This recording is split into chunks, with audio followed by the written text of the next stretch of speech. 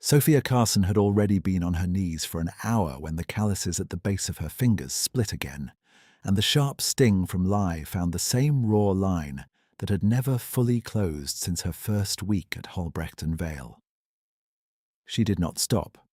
The senior partner's desk had 7 carved edges, each one collecting a dark seam of wax, ash, and city soot, and she worked the brush into every groove until the mahogany showed its true grain beneath the film of other men's decisions. The room smelled of lamp oil, metal nibs, and old paper. It smelled like authority left out overnight. She pressed her spine upright before she stood. She had taught herself that in this building, where porters, clerks, and clerics watched one another in reflective windows and polished brass, posture was language. The house she had left 6 weeks earlier had taught her that as well, though in that house the lesson had been sharpened into a warning. A bowed woman was easier to direct. Edmund Carson had never raised his voice when he wanted obedience. He never needed to.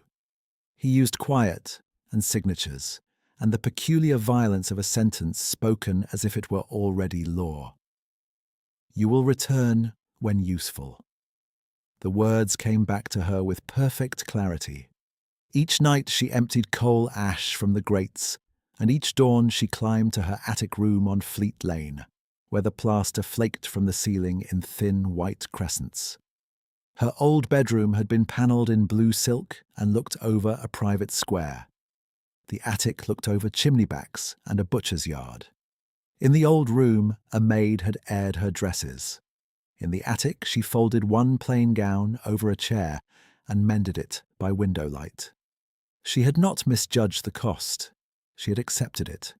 She moved the wastebasket, then the side table, then the heavy leather chair where clients sat while their futures were reduced to clauses. Near midnight, the office quiet was deep enough that she could hear the copy room press in the corridor below, each pull of the arm a brief metal sigh. Somewhere farther off, a door closed with caution rather than haste. Halbrecht and Vale never fully slept. Men arrived in evening coats and left by the servants' stair before dawn. Letters were brought at hours designed to avoid witnesses. If her stepfather wished to arrange a marriage without her consent, this was the sort of place where he would call it prudent administration. She rinsed the rag, wrung it dry, and lifted a stack of ledgers to clear the ink rings beneath. Most pages she glimpsed were a language of amounts and names that never touched her life directly. Shipping claims, inheritance disputes, title settlements, debt restructures. Yet she had learned to recognize certain terms at a glance, the same way she had once recognized her mother's footsteps before she reached a doorway. Wardship, settlement, transfer, domestic guardianship. The words appeared most often beside women's names, and always in documents drafted by men who believed they were being reasonable. At noon, after sleep too thin to restore anything, she took sewing work from Mrs. Bell's shop and carried hemmed cuffs back across Covent Garden for coppers that paid rent and bread. By evening, she timed her route to the legal quarter through alleys where no carriage from her former world would slow.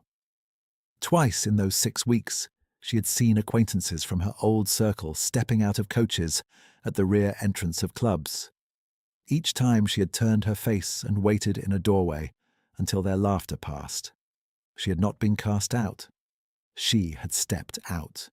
The distinction mattered, though only to her. At 11:30, the night porter brought in a silver tray with 2 sealed packets and left it on the side cabinet in the senior office, without a word. Sophia knew the routine by now, late packets for morning signatures. She kept her eyes on the floorboards while she polished the fireplace surround, but the top seal caught the lamplight. Dark green wax, Carson crest, a raised hawk with spread wings, and a ring in its beak. Her hand did not shake until she reached for the hearth brush. She forced her breathing to lengthen and set the brush in precise strokes along the stone. The packet was not addressed to her. It rarely was. Edmund preferred intermediaries. He sent papers through solicitors because intermediaries implied consensus, and consensus implied legitimacy. The first set had arrived at her landlady's door with a courteous note advising her to consider the practical stability of accepted arrangements. The second had been delivered to Mrs. Bell's shop, folded into a shipment invoice. The third had reached her through a church warden she had known as a child, who had looked embarrassed and would not meet her eye. The terms were always nearly identical. If Sophia Carson signed the marriage authorization and restoration agreement, her allowance would be resumed, her mother's trust disbursement released, and all household debts attributed to recent confusion would be forgiven. If she declined, her mother's income would remain suspended under Edmund's authority as acting family guardian, pending her daughter's cooperation in a socially suitable union. The intended husband changed once, then changed back. The language stayed bloodless. Her consent was treated as a clerical inconvenience. She finished the grate, rose, and crossed to the tray, because refusing to look had not protected her once and would not start now. The packet below the Carson seal bore the stamp of Brierly and North, Edmund's long-serving solicitors, and this one was addressed directly in a cramped legal hand. Miss Sophia Carson, temporary residence unknown, to be conveyed at earliest opportunity.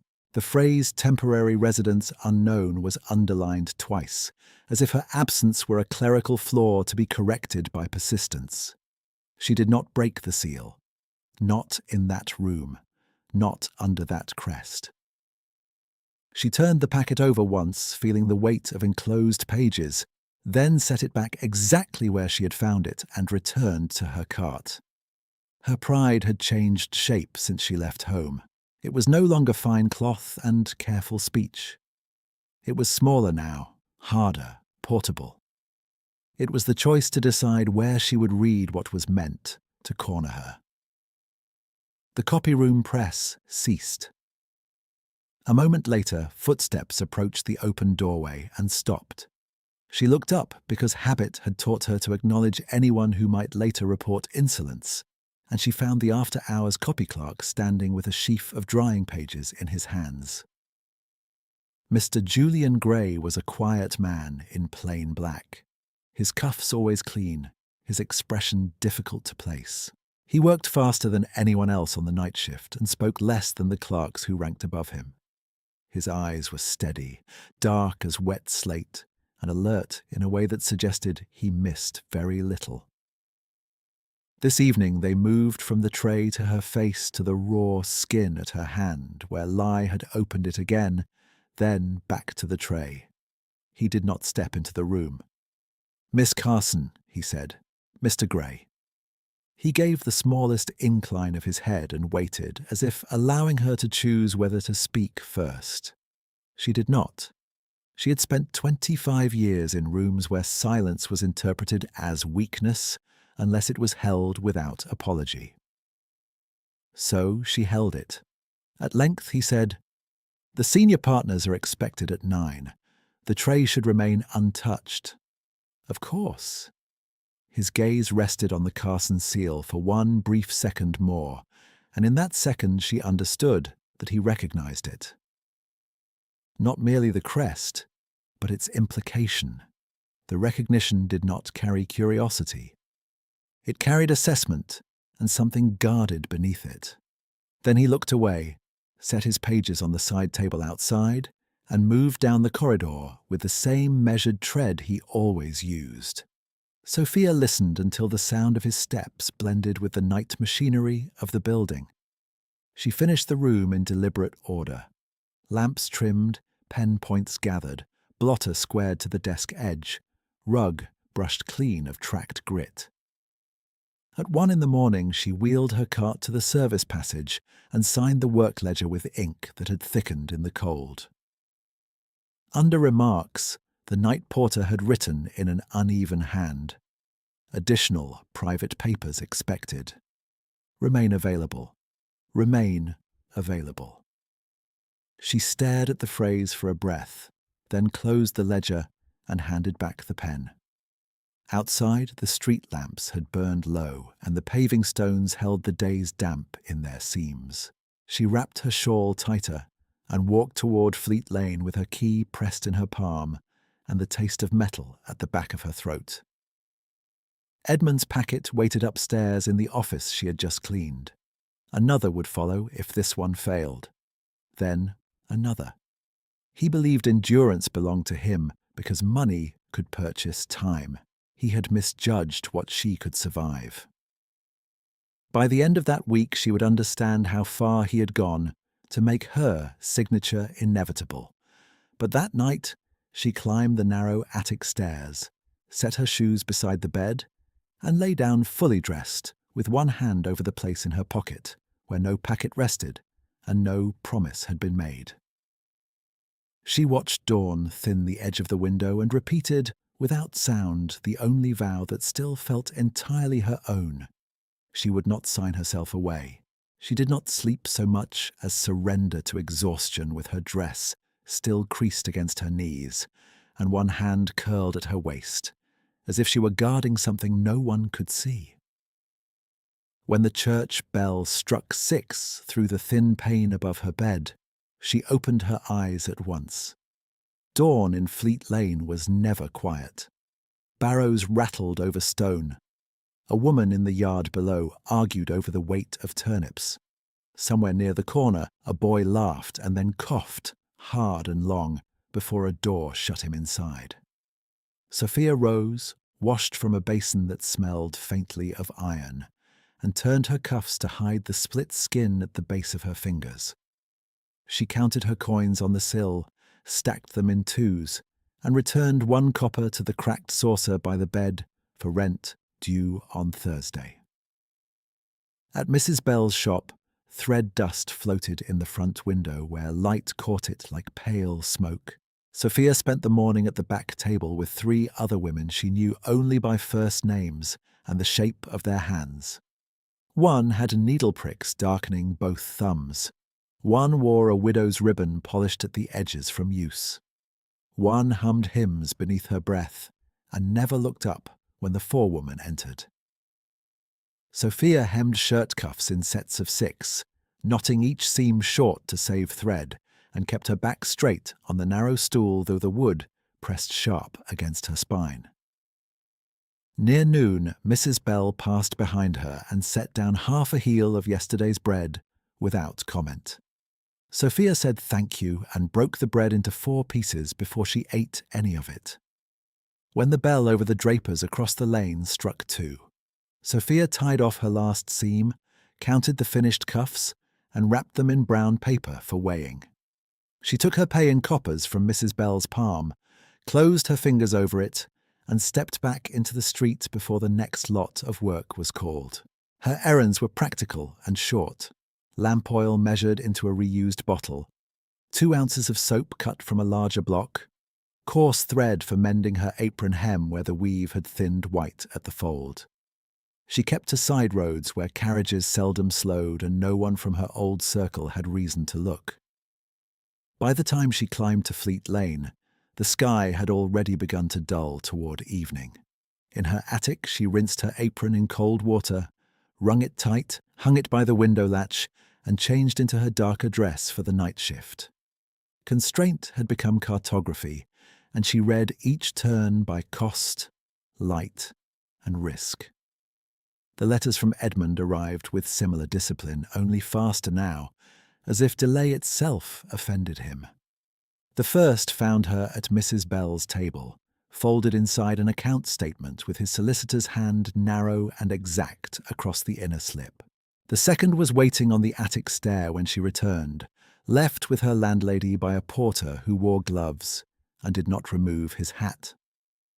Sophia burned neither. She opened each with a kitchen knife, read every line and placed them in a cloth envelope she kept beneath the thin mattress in her attic. Evidence, she told herself while her pulse beat hard in her throat. If he meant to write her into obedience, she would keep his language. The newest letter repeated the old verdict in cleaner terms. Cooperation would restore family order. Refusal would require extended supervision. At the bottom, Edmund had added 3 words in his own hand. Time is finite. That evening she took a longer route and paused at St. Bride's side steps to retie the twine around her account book. A matron from her old parish descended with 2 younger women in silk cloaks and glanced at Sophia once, then again. Searching her face for memory she preferred not to confirm. Sophia lowered her eyes to the knot and finished it with steady fingers. She did not hurry. She let them pass. Their perfume lingered after their carriage wheels had gone, rose and something sharper beneath it. And for one brief breath, she remembered the mirrored dressing room in Edmund's house where her mother's maid had pinned pearls into her hair, before dinners she had no wish to attend. Then she rose, dusted her skirt, and kept walking. Halbrecht and Vale at night was another kind of household, one arranged by hierarchy as rigid as any drawing room, but less polite in its mechanics. The night porter locked the front doors at 11 and left one side entrance for known staff. Copy clerks worked in silence under low lamps while pages dried on lines overhead. Junior solicitors came and went with pockets full of drafts and faces gone grey from too little daylight. In the records room, the air tasted of paste and old cloth bindings. Sophia's shift began with the entrance hall marble, then stair rails, then 6 offices on the upper corridor, and ended in the partner's suite where even the coal scuttle was polished. No one announced her. No one thanked her. Still, she marked each completed room in the ledger with a precise stroke because completion was a fact, and facts held.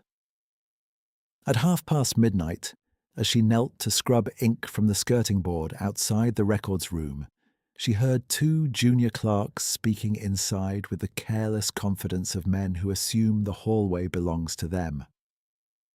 She could not see them through the partly closed door, only the edge of lamplight and the shadow of one man's hand moving as he talked. "Carson insists she is unstable," one said. "Debt, volatility, unsuitable companions. He calls it protective intervention." "Convenient language," the other answered. "Still, if the guardian petition is accepted, she cannot contract without countersignature. A woman in service has no standing to contest it." Their voices dropped then, papers rustled, and the second man laughed once, brief and dry. Sophia rinsed the brush in a bucket that had already gone murky and kept her breathing even until the conversation moved to shipping liens, and she could no longer hear her own name. When she stood, the floor seemed to tilt for a moment and settle again. Unstable. The words sat in her chest like swallowed iron. She carried the bucket to the scullery, emptied it, and returned to work. Near one, she entered the senior office she had finished the night before. The green-sealed packet was gone from the tray. In its place stood a fresh stack of tied documents, one in a red folder she had not seen before, stamped "Confidential" in block letters large enough to read from the doorway. She set her cart by the fireplace and moved through the familiar sequence. Ashpan, grate, mantel, sideboard, window latches. Routine steadied the hands. Routine did not answer questions. As she wiped the desk surface, her rag caught on the corner of the blotter and shifted it half an inch. Beneath lay a folded draft page, not sealed, its margin weighted by a brass ruler. She should have set it back at once. She knew that. Instead, she lifted the ruler and unfolded the top sheet. Draft Transfer Agreement, it read. Parties, Edmund Carson, acting continuing domestic guardian. Secondary party, Mr. Felix Rook, creditor. Subject, Miss Sophia Eleanor Carson, currently in transitory lodgings. Her full name appeared 3 times in the first paragraph, and once again, under a clause assigning control of her inheritance upon marriage to the secondary party, until debts are reconciled to principal satisfaction. A line lower down referred to her mother's trust as contingent collateral. Collateral. She read the word twice because the first time it did not fit any meaning she had allowed herself to imagine. Edmund was not merely pressing her into a marriage. He was drafting her as security. The room around her sharpened into separate details. The hiss of a lamp near empty, wax cooling in a shallow dish, carriage wheels faint outside on wet stone. She turned the page. An annex listed projected liabilities under Felix Rook's name, numbers so large they had no relation to any household account she had ever seen. Gambling claims, shipping losses, private notes called urgent, her dowry, her trust, her legal identity, all threaded into one rope, meant to pull a stranger out of ruin. She set the annex down and reached for the next page, just as a floorboard gave a soft sound at the doorway. Sophia turned. Mr. Julian Gray stood there with a bundle of copy sheets tied in blue tape. He was still in plain clerk's black, sleeves rolled to the wrist, ink smudged at the edge of one cuff. He did not appear startled to find her with the papers in her hand. He looked first at the open draft, then at her face. And in that measured pause she saw certainty rather than surprise, as if he had been expecting this exact alignment of hour, room, and document. She placed the pages flat on the desk, not hiding them, not pretending. "This concerns me directly." "It does," he said. His voice was low, controlled, the same voice he used when requesting fresh sand for wet ink or asking the porter for another lamp. Yet there was a different register beneath it tonight, one she had only glimpsed when he watched the upper corridor after Edmund's packets arrived. Guarded had been the word she had chosen before. Guarded and waiting, she said. "Who is Felix Rook?" "A man who needs money and believes women are ledgers." His eyes moved to the clause under her name. "He will not receive yours." The certainty of it struck her almost as hard as the document itself. "You speak as if the decision is yours to make, Mr. Gray." For the first time since she had known him, the corner of his mouth shifted, not quite a smile, more an acknowledgement of the edge in her sentence. "Not mine alone." In the corridor outside, a bell rang once from the copy room to call for fresh water. Neither of them moved. Sophia felt the raw skin on her hand begin to throb where lie had found it at the start of the night, and she closed her fingers to still the pain. Why is this under the blotter? Because someone wanted it found before morning and deniable by noon. By whom? He held her gaze. His eyes were dark, steady and keen. They gave nothing freely, yet they did not turn away. "You're not safe with any paper sent to you this week." The bluntness of the sentence entered her like cold air. She glanced once toward the open door, once to the page where Edmund's name sat above hers in perfect legal script. "If this is a draft, there may be copies." "There are." He shifted the bundle in his hands. "I can delay filing. I cannot erase what has already been prepared." She heard herself ask, "Why tell me?" "Because you read before you sign." He took one step back into the corridor, as if giving her the room rather than claiming it. "Do not sign anything tonight, Miss Carson." Then he inclined his head in that same formal measure, turned and walked away toward the copy room, his tread quiet on the runner, leaving her with the draft open under her hand, and the sense, sudden and unwelcome, that the narrow life she had built with such care had just revealed a second architecture hidden inside it. Sophia remained at the desk until the lamp hissed itself lower, her fingers resting on the draft, as if pressure alone could force the clauses back into blank paper. Then she folded each page along its existing creases, slid the annex beneath, and returned the brass ruler to the exact angle in which she had found it. If anyone checked in the morning, they would see order, not disturbance. She set the blotter over the stack and wiped one clean arc across the desktop, where her damp sleeve had left a mark. In the corridor, the copy press resumed with its regular iron rhythm. She lifted her bucket and moved to the next room.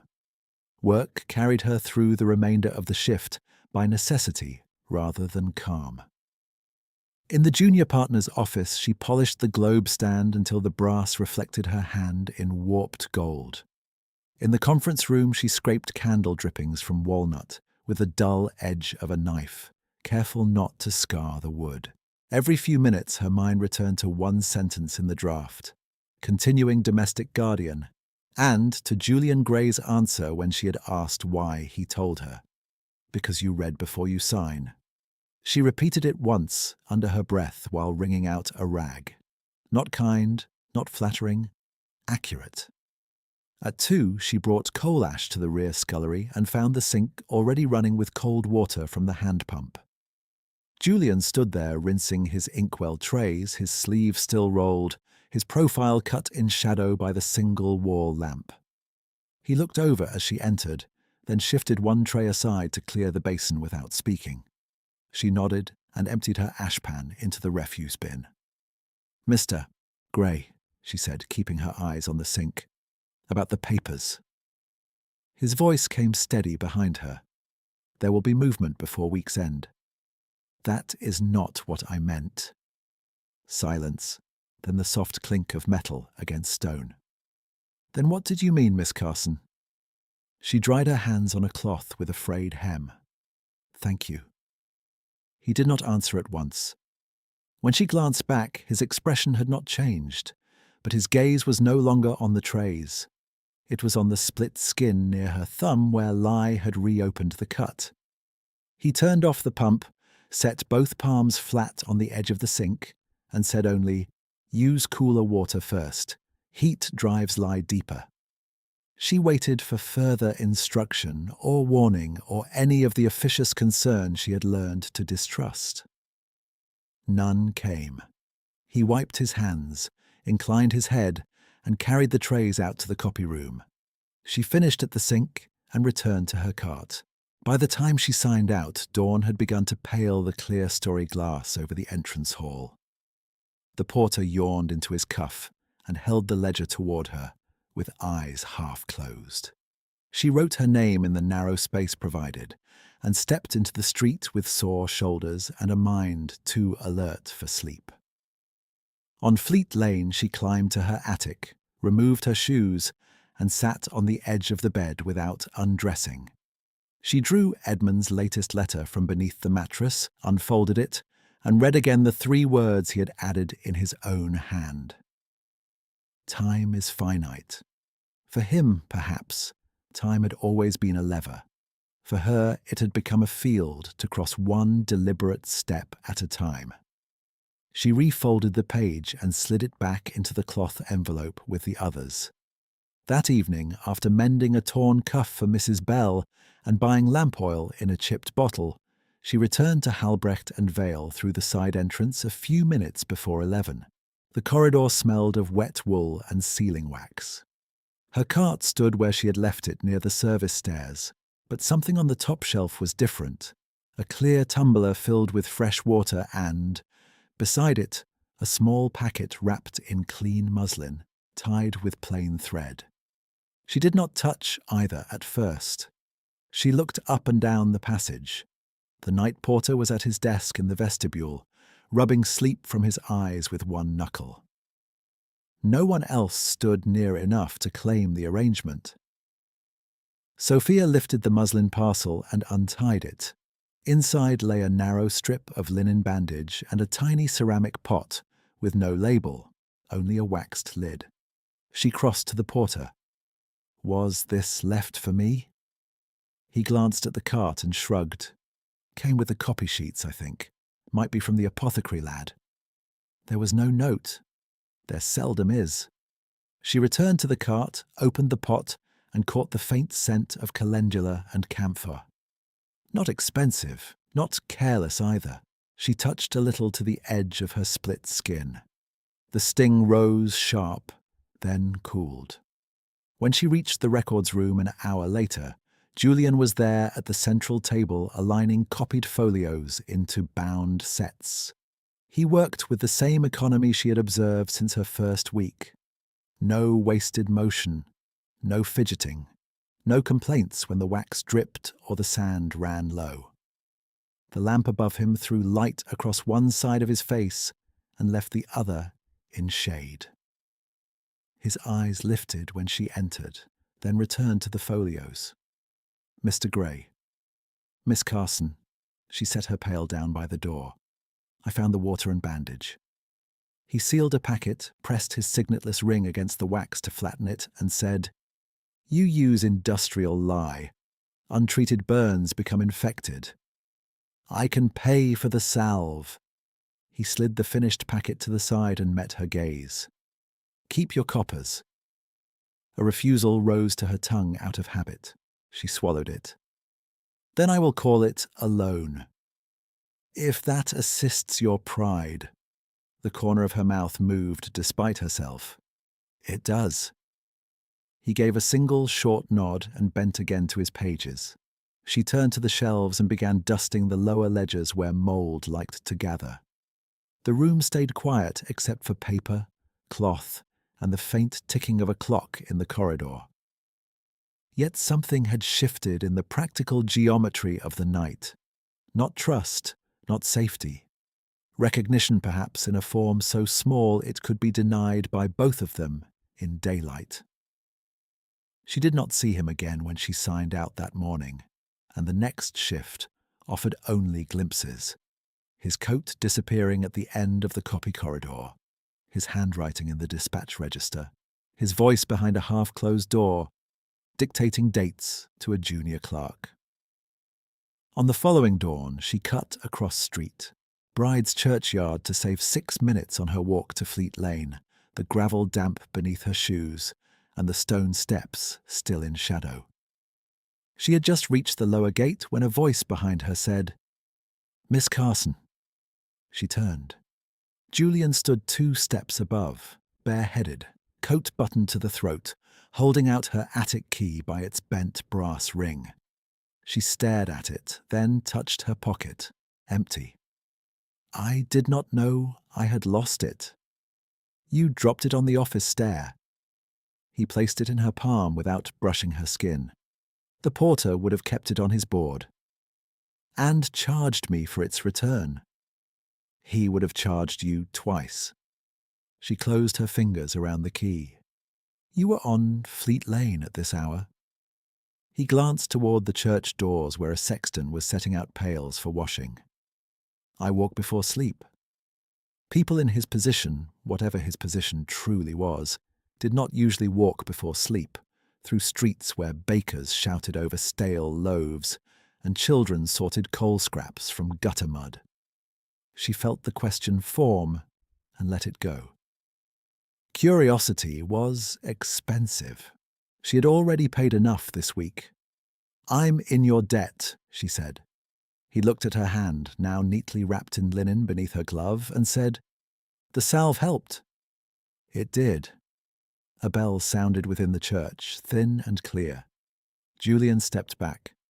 "Lock your door from inside." She nodded once. He turned and went up toward Fleet Street, not hurried, not aimless, and she watched him until the crowd took him from sight. That night, rain rattled against the high windows, and damp crept up through the stone floor.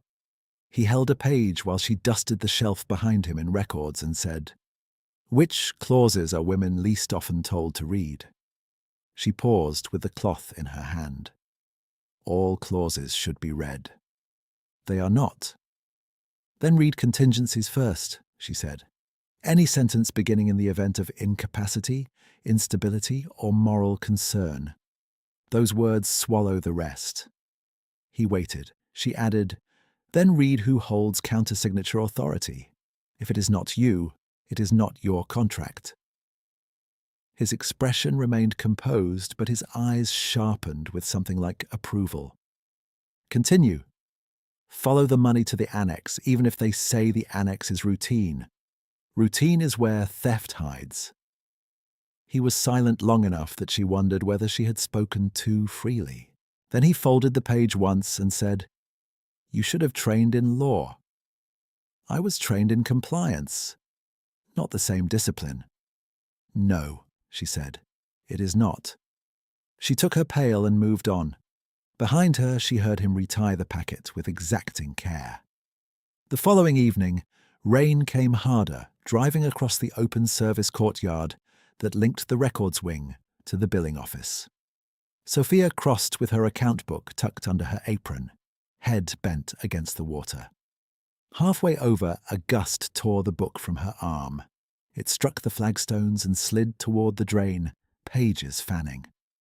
Julian reached it first. He had come out from the opposite arch with his coat over one shoulder, and he stepped directly into the runoff, catching the book before the water could carry it to the grating.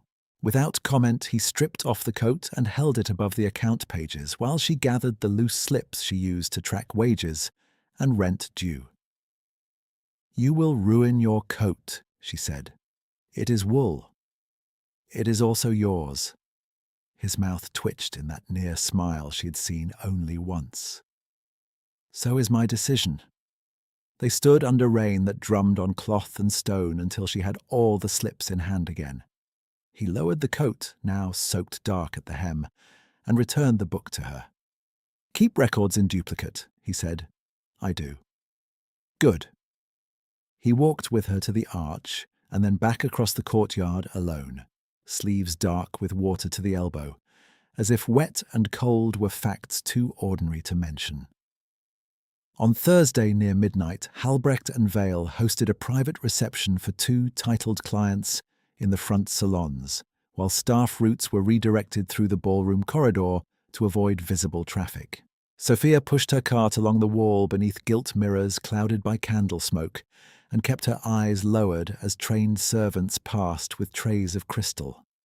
She wore the same plain dark dress, the same mended apron, the same gloves with one finger patched at the seam. At the far end of the corridor, Julian stood in servant black, beside a side door, a ledger tucked beneath his arm. 2 gentlemen in formal evening coats approached from the main salon, their voices low with drink-soft confidence. Sophia recognized one from old newspapers she had once ironed flat for Edmund, a viscount known for litigation and racing debts. The viscount saw Julian and stopped speaking mid-sentence. His companions straightened at once. "Grey," the viscount said, then corrected himself with visible effort. "Mr. Grey." No one of that rank corrected himself for an after-hours copy clerk. Julian inclined his head, neither deferential nor familiar. "My lord." "The draft is prepared." "It is where you requested." The companion shifted his gloves from one hand to the other and asked too quickly, "Will you attend upstairs?" "I will not." "As you prefer." "As you prefer." Not language offered to men paid by the hour. Sophia kept moving, wheels whispering over runner carpet, though every sense strained toward the exchange. When she passed within 3 paces, Julian's gaze flicked to her cart, to the weight of the coal scuttle on its lower shelf, and then to her face. "The left wheel is catching," he said in his usual quiet tone. "Take the service turn by the library. Smoother boards." She looked down. The wheel was indeed beginning to wobble at the pin. "Thank you." The Viscount stepped aside to give her room with a politeness he had not shown the footman behind him. Sophia guided the cart through the indicated turn and did not look back until she reached the shadowed passage near the library door. When she did, the 3 men were still at the corridor end. The 2 titled gentlemen angled toward Julian, as if awaiting instruction they preferred not to call instruction. She set her jaw and continued to the next room, where ink waited in rings on polished wood, and decisions waited under blotters for morning.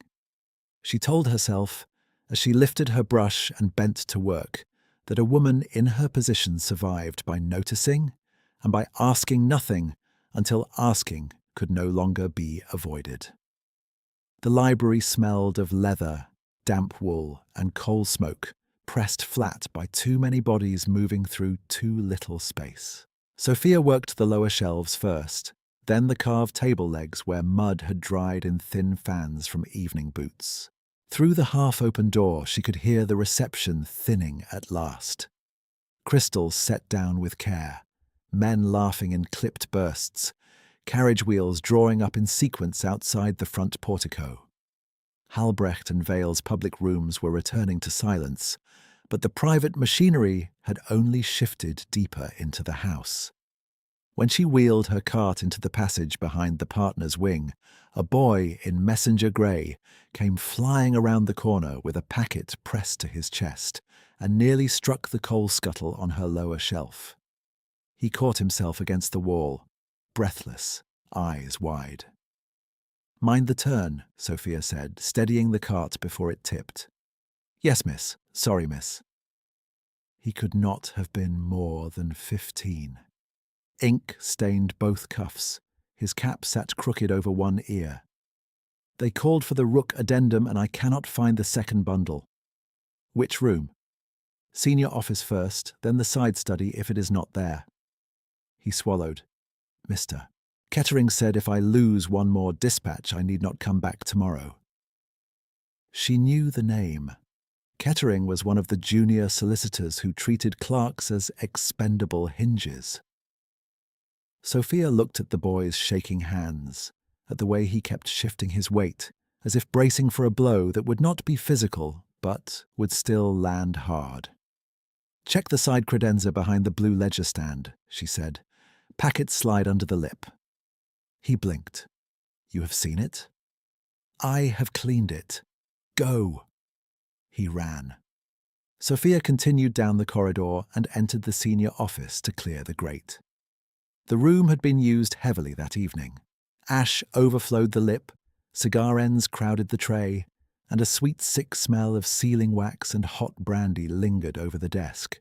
She moved quickly, replacing, aligning, restoring. As she lifted the blue ledger stand to wipe beneath it, her cloth struck a tied bundle wedged against the back panel. Red tape. Outer page stamped with Brierly and North's narrow hand. The words, "Transfer Authorization Annex," sat visible above a line that began with her own surname. For one hard beat, she simply looked at it. Footsteps sounded in the corridor at the same moment, fast and uneven. The messenger boy again. Sophia slid the bundle beneath a stack of shipping liens on her cart's middle shelf and lowered the ledger stand back into place before he reached the doorway. "It was there?" he asked, breath ragged. She pointed to the credenza without turning. "Look properly." He found nothing, then turned to her with a face gone pale. "Miss, I—" A second pair of steps approached, heavier, precise. Edmund Carson entered the office as if he owned the threshold and every person standing behind it. He wore an evening coat of dark bottle green and gloves the colour of bone. Rain had dotted one shoulder and dried there without consequence. His gaze moved first to Sophia, then to the boy, then to the desk. He gave no sign of surprise. "Why is he in this room?" Edmund asked. The boy lowered his eyes at once. "Sir, I was sent for an annex file and—" "I did not address you." Edmund stepped closer to the desk, scanning surfaces with practiced speed. "Where is the red bundle that was left here 1 hour ago?" Sophia kept hold of the ashpan, metal biting into her palm through worn glove cloth. Edmund had not come to retrieve routine papers. His voice remained bloodless, but urgency sharpened its edge. If the boy answered wrong, he would be dismissed in this room and replaced by morning.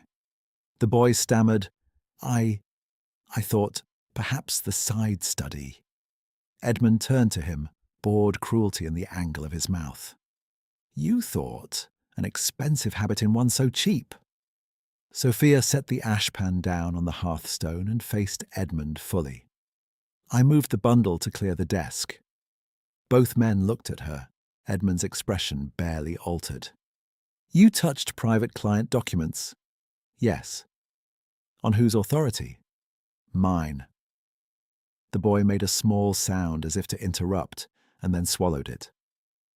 Edmund removed one glove finger by finger, not taking his eyes from Sophia. You continue to confuse motion with judgment. Where is the bundle? She stepped to her cart, drew out the tied file, and held it at chest height without offering it yet. Here. Edmund took it from her hand with 2 fingers, as if the contact itself were distasteful. Your wages for this week are forfeit. You will not handle partner papers again. If this error repeats, I shall have you removed from the building. Sophia answered in 4 words. As you decide, sir. He slipped the bundle under his arm and turned to the messenger boy.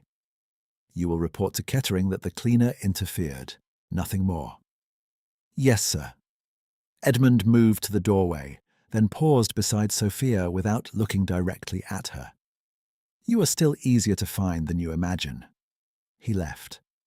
The messenger boy remained frozen until Edmund's steps receded down the passage. Then he whispered, Miss, you should not have done that. She picked up the ashpan again. Go deliver your dispatch. I would have been turned out. I know. He stared at her a moment longer, eyes bright with the shock of unexpected mercy, then ran. Sophia carried ash to the scullery, emptied it, rinsed the pan, and returned to the office to finish what remained.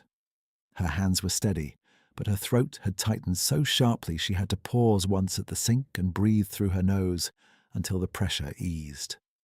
A week's wages gone. Rent, oil, soap, bread, thread.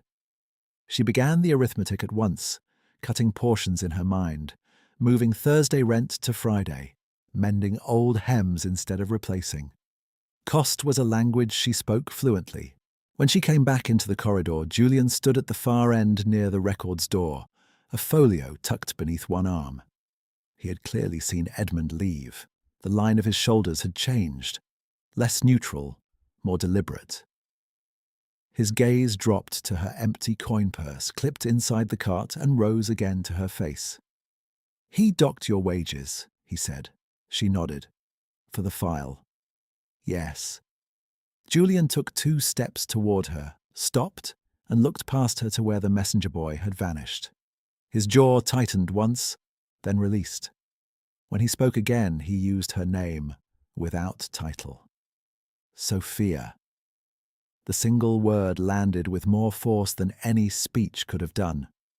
Not because it was intimate, because it carried recognition of what she had chosen, and what it had cost. She held his gaze. It is done.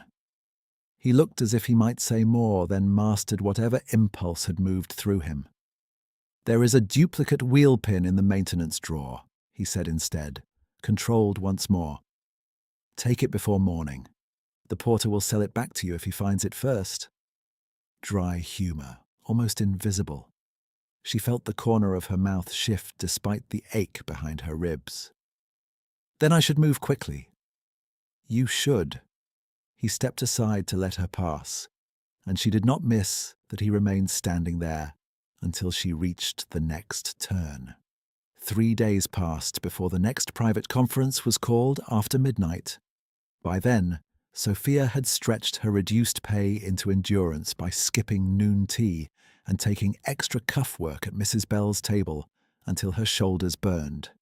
She had replaced the cartwheel pin herself in the service stairwell with a borrowed wrench and wrapped her hand in fresh linen each night before lie could reopen old skin. Edmund did not appear again in person, but 2 new letters from Brierley and North arrived. One at Fleet Lane, one through the church warden, both repeating that delay would be interpreted as incapacity. She added them to the cloth envelope under her mattress and said nothing to anyone.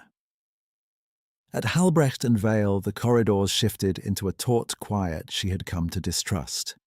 Junior clerks were told to clear upper rooms by 11. Two partners remained behind closed doors with lamps still burning at 1. Julian moved between copy room and study with unusual frequency, carrying tied sets she could not read from a distance. He spoke little, watched much, and once, when she crossed the inner hall with a stack of coal, he took half the weight from her arms without comment and set it down on the next landing before walking away. Near 2 in the morning, Sophia carried a fresh water jug toward the partner's study and found the corridor empty except for light under one door and voices on the other side, low but clear enough through old oak. She stopped because one voice was Edmund's. "Cannot continue this delay," he was saying. "Rumor is useful only while controlled." A second voice answered, clipped and unfamiliar, likely Vale. "You have already overreached, Mr. Carson. The magistrate will not ignore contested signatures indefinitely." Then Julian's voice, unmistakable in its measured cadence. "Keep Miss Carson in place until the final signature." The jug handle went slick in Sophia's hand. Cold ran from her fingers up through her forearm so quickly she thought for an instant she had burned herself again. She set the jug on the floor before it could fall. Her other hand went to the brass door handle and stayed there, skin against metal turned ice cold. Inside, Edmund gave a short breath of satisfaction. "At last, practical language," Julian replied, still level. "Practicality is not consent." "Consent follows pressure," Edmund said. "It always has." Paper shifted, a chair scraped. Sophia did not hear the next sentence. Blood beat too loud in her ears, each pulse a hard strike at the base of her throat. "Keep Miss Carson in place."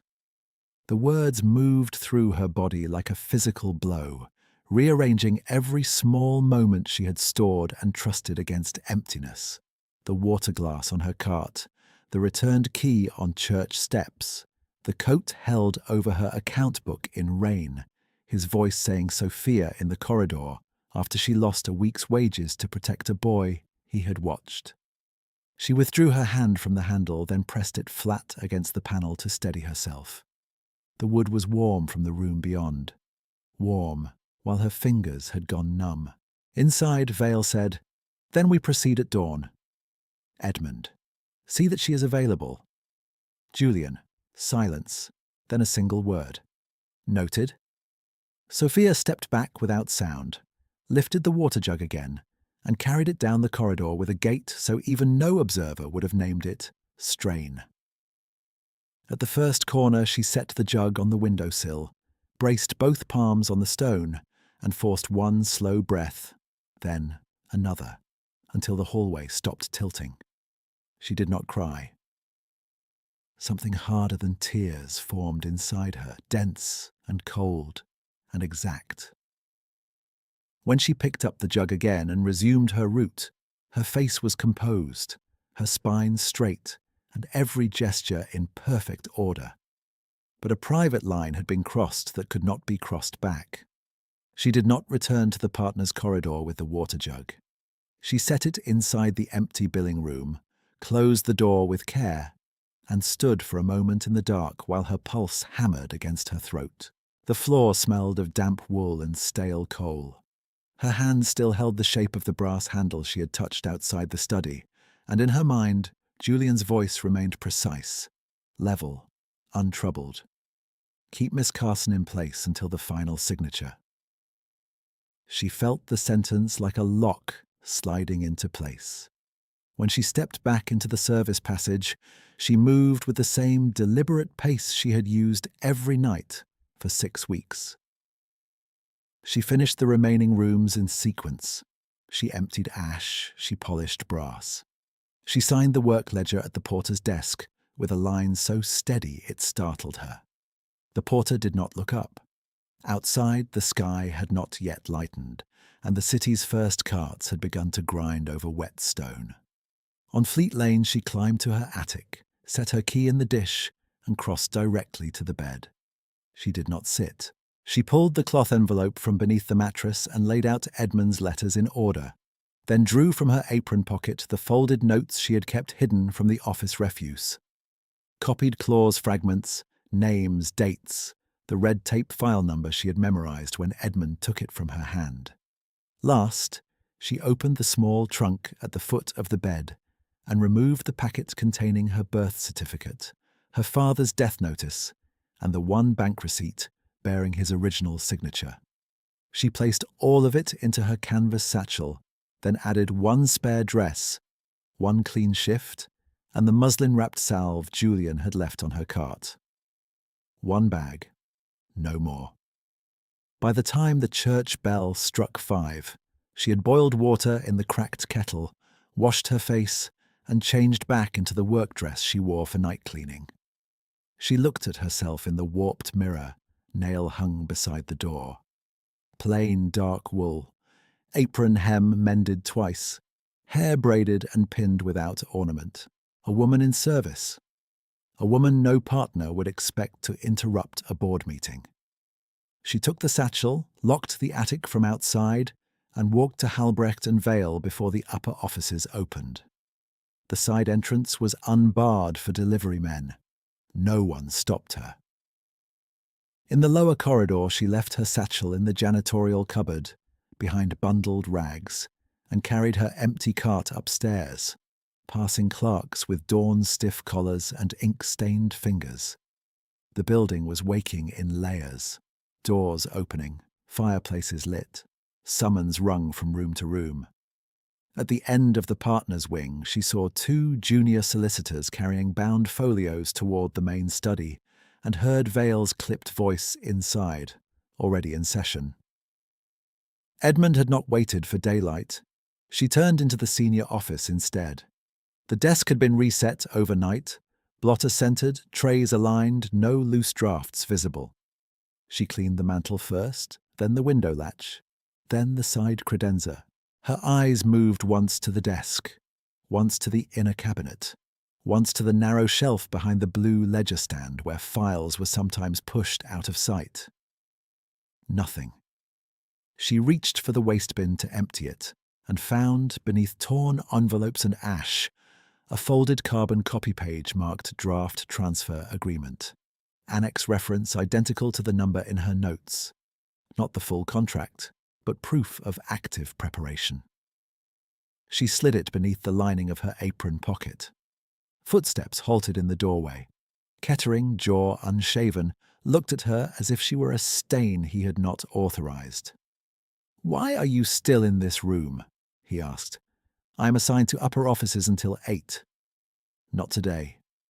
He glanced over his shoulder toward the study. "Clear the corridor and remain available." Remain available. The phrase returned like an old bruise pressed fresh. Sophia lowered her head in formal acknowledgement and wheeled the cart into the passage. She did not go downstairs. She parked beside the library turn where she could see the study door and waited with both hands on the cart handle. Posture composed, breath measured, listening to the muffled rise and fall of men arranging her future as procedure. At 7:08, Edmund arrived. He wore morning grey and carried a leather portfolio under one arm. He did not look in her direction as he entered the study. 2 minutes later, Julian crossed from the records side in the same plain black he had always worn at night, copy clerk badge still fastened at his lapel. He paused at the threshold, spoke quietly to the doorman, then went in. The door closed. Sophia watched the latch settle. She left the cart where it stood, walked to the janitorial cupboard, retrieved her satchel, and returned to the study corridor with the bag strap across her shoulder. A footman moved to block her path out of reflex. She met his eyes and said, "I am expected inside." She did not raise her voice. She did not slow. He hesitated a fraction too long, and she opened the study door herself. The room fell silent. Partners, clerks, 2 titled clients, Edmund at the near side of the long table, Vale at the head, Kettering by the fireplace with a stack of tied instruments. Julian stood midway down the right flank, one hand resting on a folio, expression unreadable. Morning light through tall windows left the table in bands of grey and gold. Sophia stepped 3 paces inside, shut the door behind her, and remained standing in her cleaning apron before men in tailored coats. Vale spoke first, flat with annoyance. "This meeting is private." Sophia placed her satchel on the nearest chair and drew out Edmund's letters, laying them on the polished table one by one. So is coercion, until it is recorded. Edmund's gaze sharpened, but his tone stayed mild. "You are distressed. You should not be here." She took the carbon page from her pocket and set it beside the letters. "Draft transfer language naming me collateral to Mr. Felix Rook. Continuing domestic guardian authority claimed after my 25th year. Countersignature assignment without consent." Her voice did not waver. "I will petition the magistrate this morning for formal emancipation from your guardianship claim and for review of every instrument filed in my name. I submit these as evidence." Kettering gave a short, incredulous laugh. "A cleaner cannot submit legal evidence in this chamber." Sophia looked at him briefly. "Then note that I have done so." Edmund opened his portfolio with deliberate calm, withdrew a prepared document, and slid it forward. "Miss Carson has been unstable for months. We have affidavits. She has refused support, abandoned proper residence, and associated with unsuitable persons. I have acted for preservation of family assets." She did not look at the paper. "You have acted for debt cover." Vale's mouth hardened. "If you accuse, you will do so with standing." "I have standing over my own name." She turned to the table, not to Edmund. "I resign my cleaning post effective now. I will not remain available to this firm while my legal person is traded across it." The cost landed as soon as she said it. Wages gone. Room likely gone by week's end. No employer in this district would hire a woman who walked into a partners' meeting and refused her place. Her stomach tightened once, then settled. She had counted the cost before dawn. Edmund's boredom cracked into something colder. "You have nowhere to go." Sophia answered in 4 words. "That is my concern." For a moment, no one spoke. The clock on the mantel marked one dry tick, then another. Julian's gaze had not left her face since she entered, and for the first time she let herself look at him directly. No signal came, no warning, no softness. Only that same controlled stillness she now read as distance. She gathered her letters back into a neat stack, slid them into her satchel, and reached for the door. "Miss Carson," Vale said sharply, "if you leave without reference." She rested her hand on the brass latch. Noted. Julian moved then, 1 step only. "Stay." The single word stopped her more from reflex than trust. She turned halfway, keeping her hand on the latch, and waited. Julian removed the small metal copy clerk badge from his lapel and set it on the table beside Vale's inkstand. The sound was faint, almost nothing. Then he drew from his inner coat a signet seal and placed it atop the nearest folio. The Halbrecht crest, clear in morning light. When he spoke, his voice was the same measured register it had always been, but each word altered the room. "I am Lord Julian Halbrecht, principal of this firm, and every draft bearing your name was bait for your stepfather's forgery." No one interrupted him. Even Edmund was still. Julian opened the folio beneath his seal and turned it toward Sophia. The top page carried her late father's signature, witnessed and registered, with a trust schedule attached in older ink and 2 bank stamps. He touched the margin, not the text. "Your father's protected trust names you sole executor at 25, he said. You reached that age 3 months ago. Sophia stared at the document without blinking, reading the date twice, then a third time. The room seemed to narrow around the page. Paper grain, black ink, the slight tremor in her own fingertips where they hovered above the line of her name. Sole executor.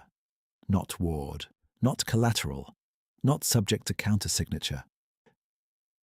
Her breath came in once, shallow, then deepened as if her body had been waiting for permission she had never expected to receive. Across the table, Edmund found his voice first. "This is procedural theatre." Julian did not look at him. "No, it is record correction." Sophia lifted her eyes from the trust deed to Julian's face. The quiet copy clerk from midnight corridors was gone, yet not gone. The same restraint remained, now edged with undisguised authority that explained every inconsistency she had catalogued and refused to chase. The titled men in the ballroom corridor, the deference without title, the certainty when he said rook would not receive hers. Not a servant elevated, a principal concealed. She straightened, one hand still on her satchel strap, and said, very clearly, "Then proceed on record." Julian turned from the table to the side door that most of the room had forgotten was there and said, "Mr. Pike, if you please." The door opened at once. A court clerk entered first with a leather case under his arm, then the magistrate in plain morning black, silver at his temples and rain still dark on the hem of his coat. The air in the study changed with his arrival, not by volume but by weight. Conversation had no place left to stand. Sophia watched Edmund's face lose its careful neutrality for the first time since she was 12. Vale rose. "Your worship, we did not expect—" "You were notified at 6:40 by written request from this firm's principal," the magistrate said, setting his gloves beside the inkstand. "I'm here to witness production of contested instruments and to hear immediate statements where coercive fraud is alleged." Edmund drew himself up. "This is irregular." Julian answered before Vale could. "So is forging ongoing guardianship over a woman who has reached her majority." Kettering began. "My lord, surely we are not entertaining accusations from Miss Sophia Carson, sole executor under protected trust, Carson Whitmore Schedule 3, the magistrate said, opening the court clerk's case and withdrawing a folded docket. "I have the registry abstract here. Continue." Sophia felt the room tilt and settle again, but this time it settled under her feet. She set her satchel on the table, untied the strap, and laid out each paper in order with hands that no longer shook. Edmund's solicitor letters, all three bearing Brierley and North seal. The copies delivered through Mrs. Bell and the church warden. The page marked temporary residence unknown twice underlined. The carbon draft naming Felix Rook and assigning her as collateral. Last, she placed her father's bank receipt and death notice beside the trust deed Julian had turned toward her. The signatures aligned so no man in the room could pretend not to see the continuity. "These arrived over 6 weeks," she said. "Allowance reinstatement and my mother's trust income were conditioned on my marriage authorization. Delay was described as incapacity. Non-compliance was called instability. This draft converts my name into debt security for a creditor I have never met." The magistrate read in silence, lips thinning at one clause, then another. "Mr. Carson, do you dispute sending these demands?" "I dispute her interpretation," Edmund said. "A guardian must act where a young woman proves erratic. She abandoned proper residence and entered service without consultation. We sought practical restoration."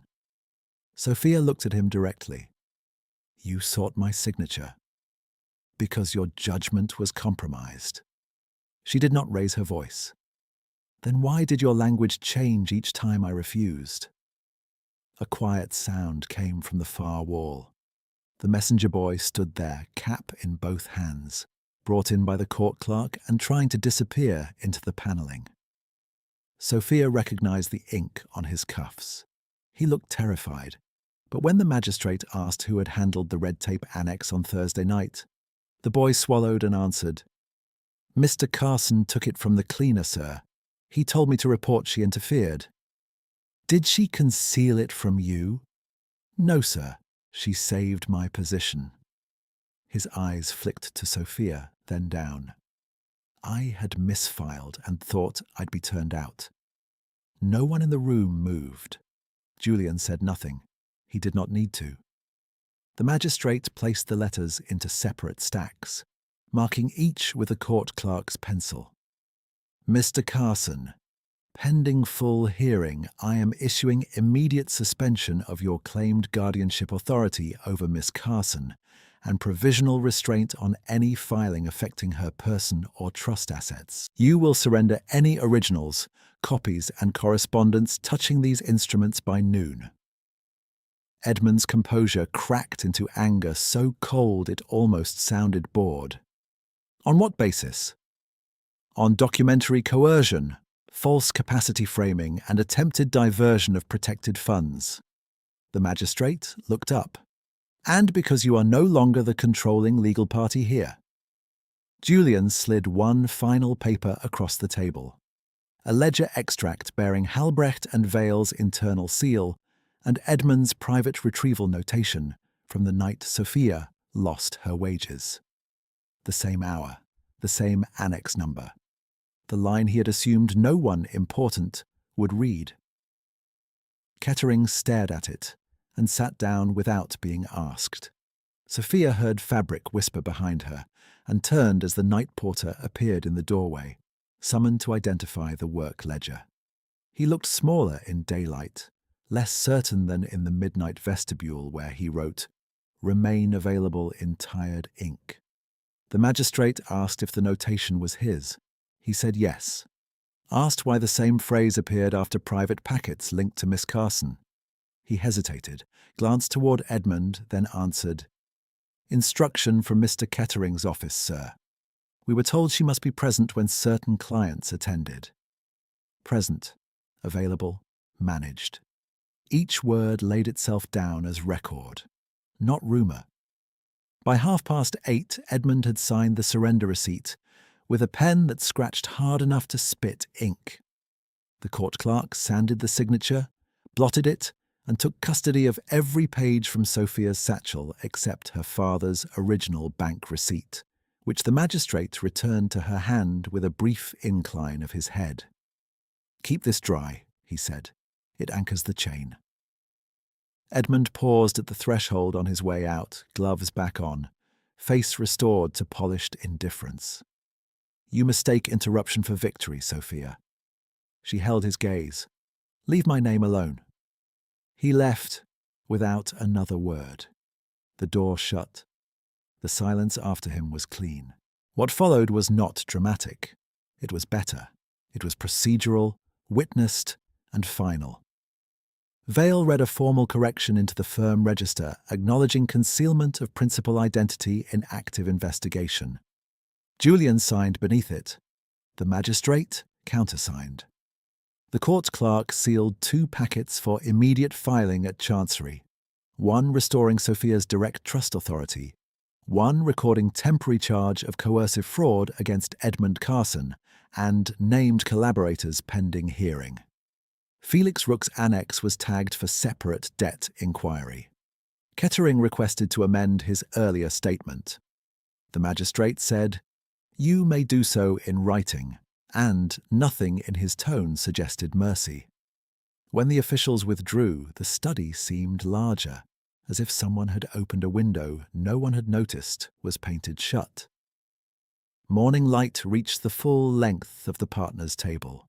Julian removed the remaining folio from before him and placed a fresh document in its place. "Miss Carson," he said, formal again, "as executor you may issue immediate directives for your trust's disbursement and governance. If you wish, we can schedule another day." She looked at the waiting chair at the table's centre. the one she had polished in darkness for men who never imagined her seated there. Then she took off her work apron, folded it once, and laid it neatly on the chair she had used as a stand for her satchel. She sat in the partner's seat instead.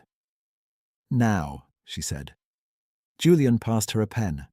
Not a symbolic one, not ornamental silver, just a good steel nib trimmed for daily use.